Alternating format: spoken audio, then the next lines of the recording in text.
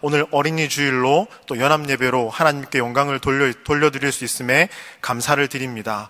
다음 주는 어버이 주일, 스승의 주일이 계속해서 있습니다. 하나님께서 우리를 향한 주신 그 은혜를 섬기시는 교사 선생님들과 우리 부모님들에게 돌려드릴 수 있는 한 주간, 두 주간이 될 수 있도록 주님께서 인도하여 주시옵소서. 오늘 말씀을 듣고 나누는 가운데 있습니다. 이 말씀을 통하여서 이 말씀이 우리 가운데에 심겨지기를 소망합니다. 오늘 주일 모든 예배 순서 가운데에 섬기는 곳곳에서 수고하고 헌신한 모든 성도님들 가운데에 주님의 인도하심이, 그 사랑하심이, 위로하심이 차고 넘치기를 소망합니다. 하나님만 바라보고 달려가는 온누리 교회 성도님들 될 수 있도록 주께서 인도하여 주시옵소서. 그리하여서 주님께서 나와 늘 함께 하신다. 주님만이 나의 참 목자 되신다. 주님만이 나의 부족함을 채우신다. 그 주님 의지하며 나아가는 우리의 평생의 삶이 되도록 인도하여 주시옵소서. 모일 때마다 교회와 우리의 형제 자매 지체와 가족과 친척들을 위해서 중보하며 기도하는 기도의 용사가 되도록 주께서 인도하여 주시고, 모든 것 하나 맡은 것 있다면, 하나님을 섬기는 자리에 있다면 주님 의지하며 끝까지 때가 이름에 거두리라는 말씀 붙들고 의지하며 주를 향하여 나아가는 귀한 주님의 일꾼 되도록 인도하여 주시옵소서.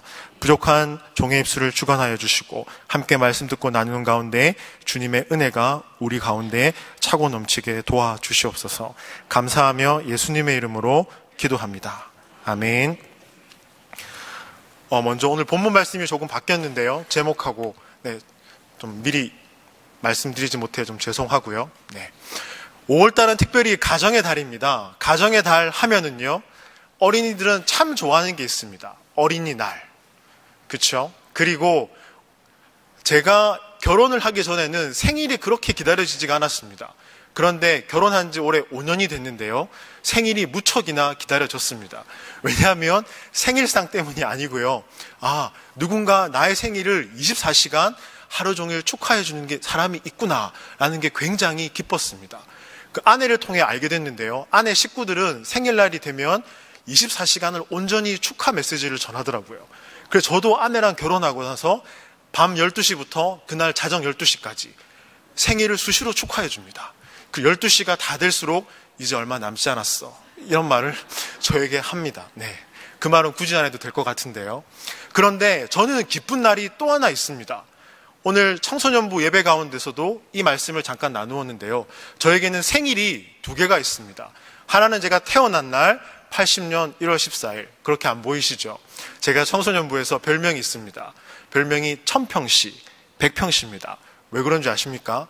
제가 보면 앞에 머리가 좀 없습니다. 이렇게 넘길 때마다 아이들이 이마가 없는, 머리숱이 없는데 뭘 그렇게 넘기세요 목사님, 이렇게 얘기하고 붙여준 별명이 천평 백평씨거든요.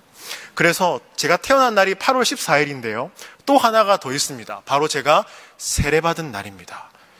1999년 12월 31일 모든 성도님들이 있는 자리에서 주 예수 그리스도를 나의 구주로 믿고 이제 주님과 연합한 삶을 내가 살겠습니다 결단한 날이 저에게 가장 기쁜 날이었습니다. 그래서 오늘 말씀을 준비하면서 하나님이 우리에게 요청하시는 게 사도행전에 있지만 내가 만난 하나님을 먼저 전하고 싶다라는 마음이 들었습니다. 그래서 요한일서 4장 이 본문을 가지고 하나님은 사랑이십니다 라는 말씀으로 말씀을 증거하고 싶습니다. 저는 고등학교 3학년 때 9월쯤 되었을 것입니다.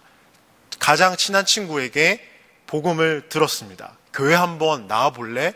교회 나오면 가족들이 생겨. 제가 누나가 없거든요. 친구가 그렇게 유혹했어요. 누나가 많이 있대요. 교회에 갔어요. 누나가 많이 있더라고요. 그리고요, 여동생도 생겼습니다. 이렇게 가족이 되어 가는구나. 그렇게 처음 교회에 가게 되었습니다. 그런데 그 중요한 시점에 걸림돌이 하나 있었습니다. 바로 저희 아버지였습니다. 저희 아버지는 스님이셨는데요, 대한불교 미타종 법련사의 주지 법운 스님이었습니다. 절이 3개가 있었습니다. 경주에 하나, 부산에 하나, 대구에 하나.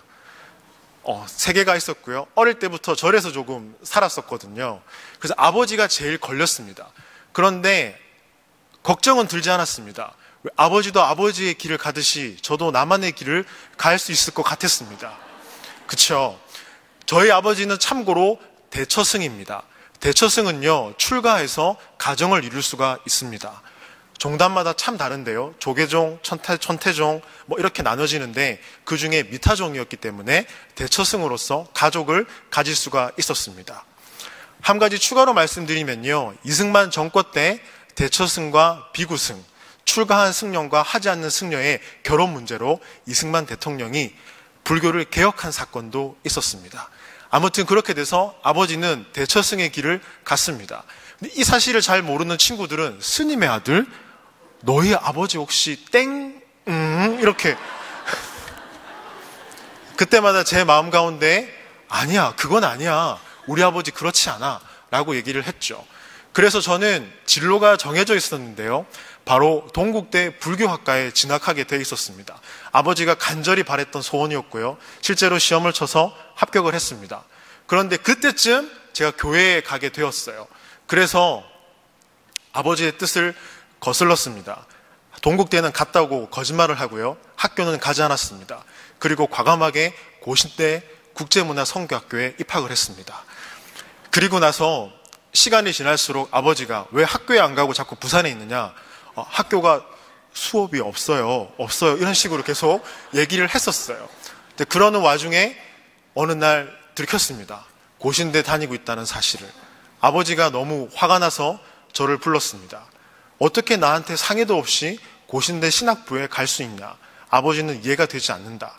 저는 그때 예수님을 간 믿었기 때문에 3개월밖에 되지 않았기 때문에 믿음이 너무 불타고 있었습니다. 그래서 아버지한테 아버지의 길이 있듯이 나의 길도 있습니다, 아버지 말리지 마세요, 그렇게 얘기하고 저의 시위는 그거였습니다. 아버지가 대웅전에서 연부를 하고 끝나면 원래 스님들은 가운데로 나오거든요.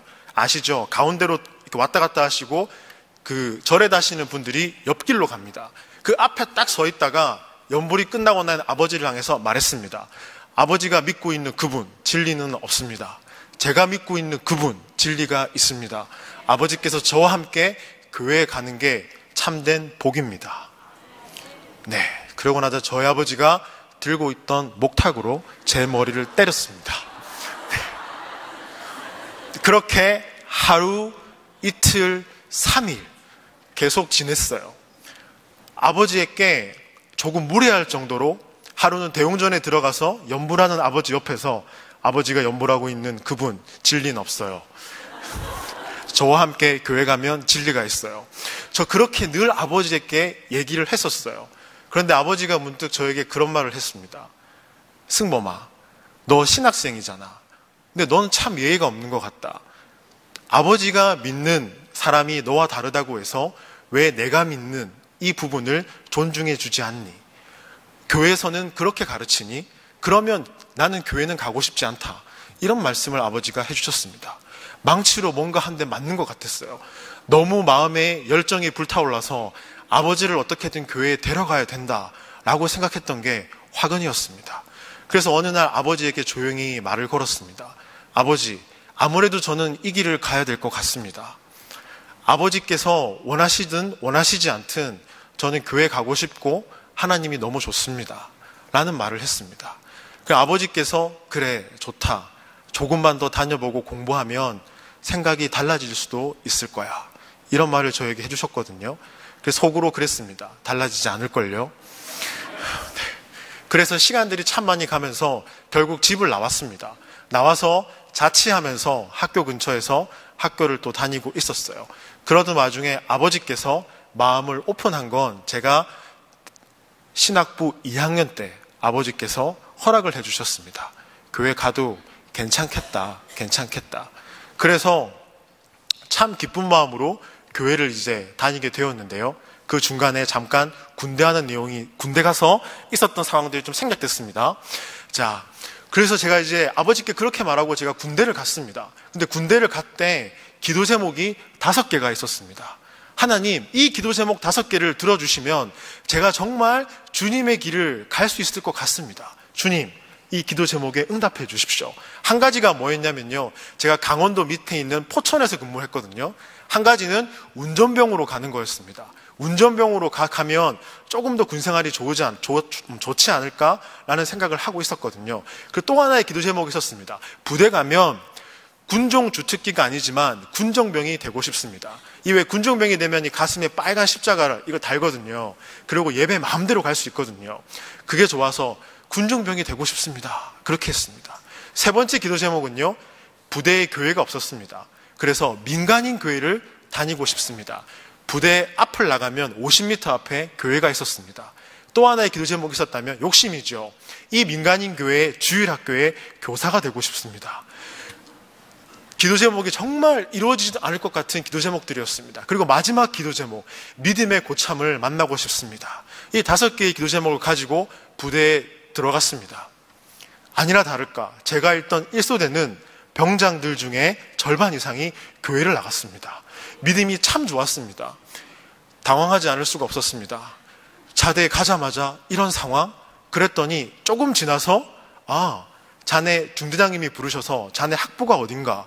네, 고신대 성교언어학과를 다니고 있습니다. 그래?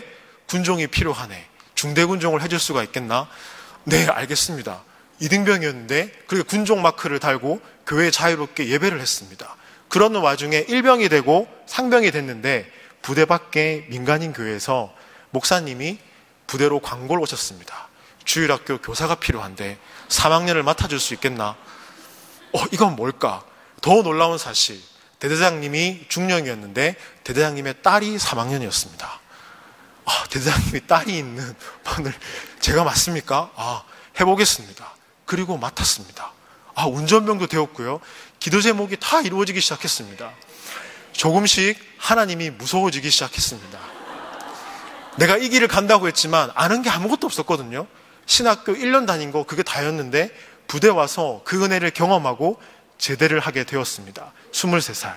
그런데요, 내 마음에 하고 싶다는 마음이 들었지만 거부감도 생겼습니다. 주님, 이 길을 조금 안 가고 싶은데 조금 미루면 안 될까요? 그렇게 3학년이 지나갈 무렵 4학년이 되었는데요. 제 모교가 온천장 지하철역 4번 출구에 있는 부산 고운교회입니다. 300명 정도 출석하시는 교회인데요. 그 교회에 당회가 열렸습니다. 목사님께서 저를 부르시더니 승범이 너 때문에 당회가 열렸다는 겁니다. 네? 제가 무슨 잘못을 했나요? 치리당하는 줄 알았습니다. 그런데 그게 아니라 장로님 5분과 담임 목사님이 상의를 했는데 너가 신학의 길을 가면 참 좋겠다. 아르바이트 내려놓고 교회에서 한 달에 40만 원씩 지원해 줄 테니까 아르바이트 하지 말고 공부하고 교회 와서 섬겨라. 그래요? 한편으로 좋았지만 마음이 무거웠습니다. 그래서 4학년 때 교육간사가 되었습니다. 그래서 사역을 시작했는데요. 말이 교육간사지만 제가 모교에서 별명이 있습니다. 사찰 집사였습니다. 별명이 그렇다고 사찰 집사님한테 잘못 말씀드리는 게 아니고요. 교회 사찰 집사님이 안 계셨거든요. 그래서 목사님, 부목사님, 집사님, 권사님들이 교회에 물이 새거나 고칠 게 있으면 다 저한테 전화가 오십니다. 너무 편하시니까 간사라고도 안 부르세요. 승범아, 교회 와서 고쳐줄래? 이거 저거 다 시키셨습니다. 심지어 저는 뛰어다니는지를 맨손으로 잡아본 적도 있습니다. 네, 진짜입니다. 농담이 아닙니다. 새끼였거든요. 네. 아무튼 그럴 정도로 별명이 그랬습니다. 그래서 교회 일에 충성되게 잘 섬기고 있는 와중에 신대원을 가야 되지 않습니까? 신대원에 가면 학비가 조금 많이 듭니다. 마음 한편에 걱정이 되었죠. 그럼 학비는 어떻게? 주님, 학비는 어떻게 할까요? 그런데 담임 목사님께서 또 부르셨습니다. 승범아, 당회가 또 열렸다. 네? 무슨 당회가 저 때문에 또 너가 신학대학원을 가는데 학비를 교회에서 책임지기로 했다. 신학교만 가면 학비 걱정하지 마라. 공부해서 집중해서 신대원만 가라. 너무나 좋지 않습니까? 정말 열심히 공부했습니다. 정말 했습니다. 네, 안 믿으시는 눈치신데요. 네, 저희 청소년부 선생님들은 아실 겁니다. 안 믿으시죠? 네, 열심히 했는데 떨어졌습니다. 네, 한번 떨어지고 제가 그때는 고려신학대학원 시험을 쳤는데요. 월요일날 시험을 치면 화요일날 아침 7시에 합격자 명단이 공개됩니다. 그래서 수요일날 수요예배 가면 합격했구나 라고 다 생각하셨습니다. 화요일날 내려가면 떨어졌구나. 그래서 화요일날 제가 내려갔습니다. 아무 말도 하지 않으셨습니다.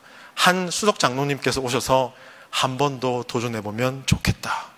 아멘. 이렇게 말하고 또 1년을 열심히 준비했습니다. 정말 최선을 다했습니다. 그리고 시험을 봤습니다. 결과는 또 떨어졌습니다. 마음이 참 무거웠는데요. 외롭지 않은 것은 그때 떨어졌을 때 천안에 11월에 시험을 치거든요. 12월 눈이 옵니다. 떨어져서 나가는 날 눈이 참 많이 내렸습니다. 마음이 참 외로웠는데 뒤에서 발자국 소리가 들렸습니다. 고개를 돌렸습니다. 다른 전도사님이 걸어오는 거였습니다. 아, 떨어진 분이구나. 우리 병천에 가서 국밥 먹고 내려갈까요? 그래서 같이 먹고 교회에 내려왔습니다. 옆에 계신 또 권사님, 또 장로님들께서 또 해주셨습니다. 3-3번이잖아. 한 번은 안 되겠냐? 최선을 다해서 공부해라. 사역 조금만 내려놓고. 네, 알겠습니다. 그렇게 이해해 주셨어요. 아니나 다를까 3번째는요, 제가 마음이 조금 불안해서 백석신학대학원 시험도 쳤습니다. 합격한 상태에서 고려신학대학원 시험을 쳤거든요. 1차에 합격했습니다. 수요일 날 교회를 내려갔습니다. 다들 놀라는 표정으로 합격! 합격! 다들 이랬습니다. 아멘! 이렇게 하면서 2차는 걱정도 하지 않았습니다. 왜? 면접이거든요. 면접은 정말 자신 있었습니다. 그러나 아니나 다를까 면접에서 떨어졌습니다. 아, 내가 왜 이렇게 부족하지? 내가 뭐가 이렇게 부족해서 떨어졌을까? 그런데 저에게는 하나가 남아있지 않습니까? 백석신학대학원에 합격을 했습니다. 그런데 섬기는 교회가 고신이다 보니까 아무도 축하를 그렇게 많이 해주시지 않았습니다. 담임 목사님께서도 고려신학대원에 갔으면 참 좋았을 텐데 이런 말을 2번, 3번 만날 때마다 하셨습니다. 제가 얼마 전에 졸업을 했는데요. 졸업해서 인사드려 갔을 때도 이제 졸업하고 강도사 시험을 칩니다. 이렇게 말씀했을 때 담임 목사님께서 그러셨습니다. 승범아, 고려신학대학원의 편입은 어떻니? 그런 말씀을 쳐다보기도 목사님 가기도 싫습니다. 이렇게 목사님과 관계가 있으니까 그렇게 얘기를 했는데요. 그렇게 신학대학원에 이제 입학을 하게 되었습니다. 그런데 그렇게 신학대학원 입학해서 제가 하고 싶고 원하던 공부를 마음껏 할 수 있는 3년의 시간이 너무나 행복했습니다. 아, 하나님께서 이렇게 나의 삶을 인도해 주고 계시구나, 인도하고 계시구나. 하지만 그 순간 제가 생각난 사람이 있었는데 바로 아버지신데요. 제 신학을 반대했던 아버지. 아버지께서는 안타깝게도 제가 신학대학원에 가는 걸 보지 못하셨습니다. 2008년에 돌아가셨거든요. 그런데 돌아가시기 6개월 전에 교회에 나오셨습니다. 저는 맨 뒷좌석에서 아버지 손을 꼭 잡고 같이 앉아서 예배 드렸던 그 한 번의 예배를 정말 잊지 못합니다. 그렇게 아버지가 돌아가시고 저희 어머니도 보살이셨는데요. 하루에 3시간 이상을 기도하는 분이셨습니다. 그런 어머니께서 아버지의 장례식장에 저희 모교회 목사님과 성도님들이 150명 가까이 참석해 주셨거든요. 그 2박 3일의 장례를 통해서 어머니가 발인 예배하는 날 고백하셨습니다. 나도 교회에 나가겠습니다. 너무 기분이 참 좋았습니다. 그렇게 어머니가 교회에 나왔는데요. 늦은 나이에 나오셨기 때문에 명예집사가 그러면 되지 않습니까? 그렇게 신앙생활하는 가운데 어머니가 중부산 노회에서 전도왕이 되셨습니다. 왜냐하면 어머니가 일평생 교회에 몸담고 절에 몸담고 있었기 때문에 아는 사람들이 참 많거든요. 그래서 그동안 알고 지냈던 불교 신자를 대상으로 전도를 하기 시작하셨습니다.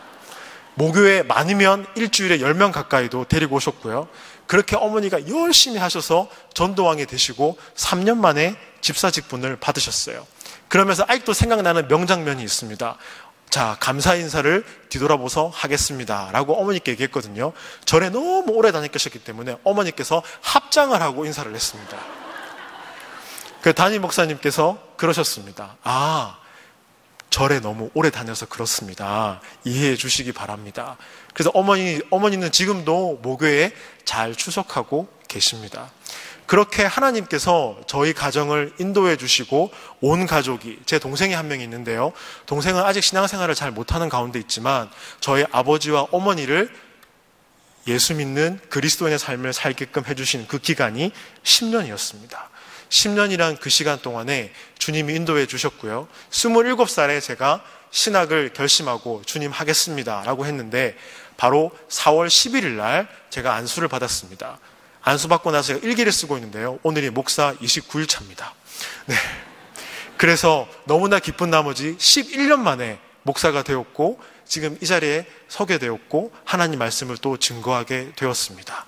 저의 삶을 뒤돌아보면 하나님이 오늘 말씀하시는 사랑이시다라는 이것을 정말 18년 동안에 경험하면서 지내온 시간들이었습니다.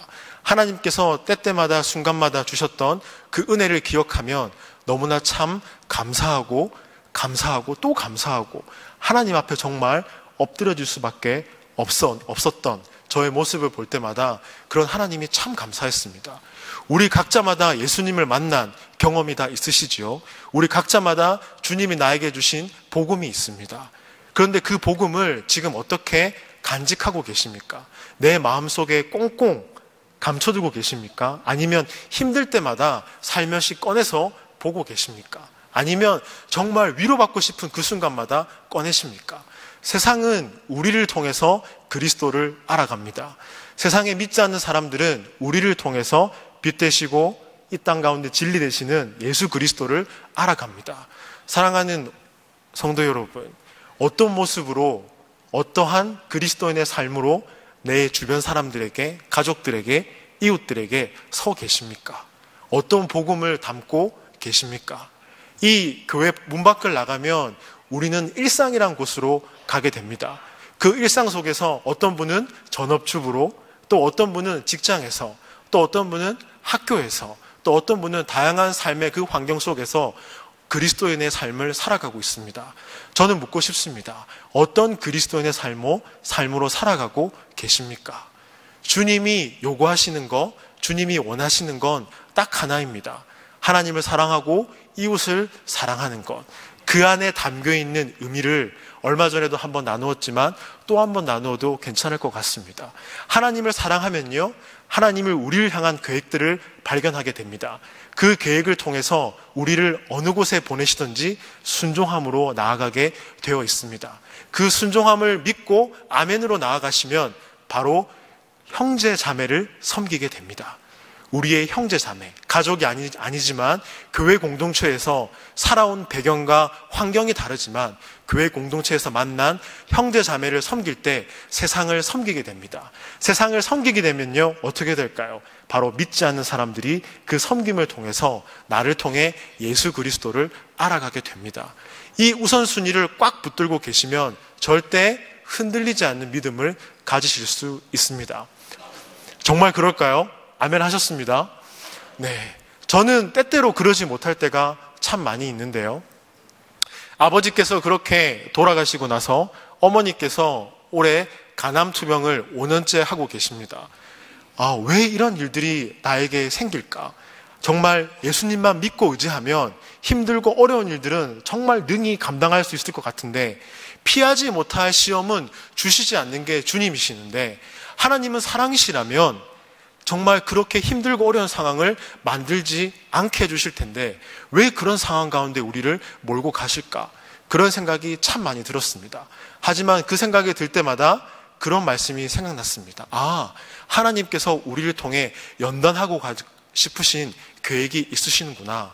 이 어렵고 힘든 이 상황을 통해서 내가 무언가를, 하나님의 마음을 헤아리고 무언가 말씀 가운데 배우고 느끼고 깨달은 부분들이 필요하구나 라는 사실을 알게 되었습니다. 사랑하는 성도 여러분, 예배의 자리에서 기도할 때, 말씀 읽으실 때, 찬양할 때, 설교 말씀을 들을 때 우리 안에 부딪히는 고민들이 있으시죠? 간절한 기도의 제목들이 있으시죠? 왜 그렇게 간절하게 기도하고 그 말씀 가운데 고민하고 엎드리고 나아갈까요? 바로 그 과정을 통해서 연단되어는 과정이 필요하기 때문입니다. 그렇게 될 때 온전한 한 그리스도인, 한 성도의 삶을 살아갈 수 있을 줄 믿습니다. 하나님은 사랑이십니다. 그 사랑의 하나님이 우리와 함께 해주시기에 우리는 오늘도 예수로 충만한 사람이 될 수 있을 줄 믿습니다. 이렇게 설교를 조금 마무리하고 싶은데요. 하나님이 사랑이신데요. 제가 존경하는 백석대학원의 최영상 교수님이 쓴 책 중에 삶으로 드리는 주기도문이라는 책이 있습니다. 오늘날 많은 믿는 그리스도인들이 하나님을 나에게 맞추고 있다고 합니다. 자판기 같이 하나님을 여긴답니다. 하나님이 자판기래요. 내가 힘들어요. 자판기를 눌러요. 위로해 주세요. 내가 외로워요. 자판기를 눌러요. 나를 또 위로해 주세요. 내가 경제적으로 부족해요. 자판기를 눌러요. 채워주세요. 나의 입맛대로 고를 수 있는 자판기와 같은 신앙이 우리의 모습은 아닌가라고 그런 책에 기록되어 있는 부분을 보고 참 많이 공감했습니다. 우리 여기에 모여 예배하는 온누리교회 성도님들의 하나님은 어떤 하나님이십니까? 하나님을 제한하고 계십니까? 아니면 하나님이 나의 삶을 이끌어가도록 그 하나님께 나의 삶을 드리고 계십니까? 하나님은 사랑이십니다. 그 사랑의 하나님을 제한하지 마시고 하나님의 말씀을 밭의 비유, 4가지 밭의 비유에 보면요, 좋은 밭은 하나님의 말씀을 듣고 지키는 밭이라고 합니다. 하나님의 말씀을 듣는다는 것은요, 순종한다는 겁니다. 지킨다는 것은요, 계속되는 순종을 말합니다. 그 말씀을 순종하시면서 우리의 삶의 우선순위, 하나님을 사랑하고 이웃을 사랑하게 될 때 세상을 섬기게 되고요, 하나님의 사랑이시라는 것을 고백할 때 하나님이 우리의 삶을 이끌어 가실 줄 믿습니다. 그 하나님 앞에 오늘도, 아니 내 평생에 그 주님이 나의 구주십니다. 하나님만을 사랑하겠습니다. 하나님만을 의지하겠습니다. 이 고백으로 늘 깨어서 살아가시는 우리 온누리교회 성도님들이 되기를 축복합니다. 우리 다 같이 합심해서 기도하겠습니다. 우리 다 같이 합심해서 기도했으면 좋겠습니다. 하나님은 우리의 사랑이십니다. 그 하나님께서 우리의 삶을 인도해 가십니다. 그 하나님과 함께 늘 함께하는 삶을 살아갈 수 있는 우리가 되게 해달라고 우리 다 같이 간절하게 기도하겠습니다. 사랑하는 하나님, 감사를 드립니다. 하나님은 사랑이십니다. 하나님은 우리의 삶을 이끌어가 주시고 우리의 삶을 지켜주십니다. 그 하나님께서 우리와 함께 계시기에 나는 오늘을 견딜 수 있습니다. 내일의 삶도 거뜬히 이길 수 있습니다. 그 하나님 앞에 붙들린 인생, 그 하나님과 함께 동행하는 인생, 그 하나님을 붙들고 살아가는 인생 되기를 주님 소망합니다. 사랑하는 주님, 함께하여 주시옵소서.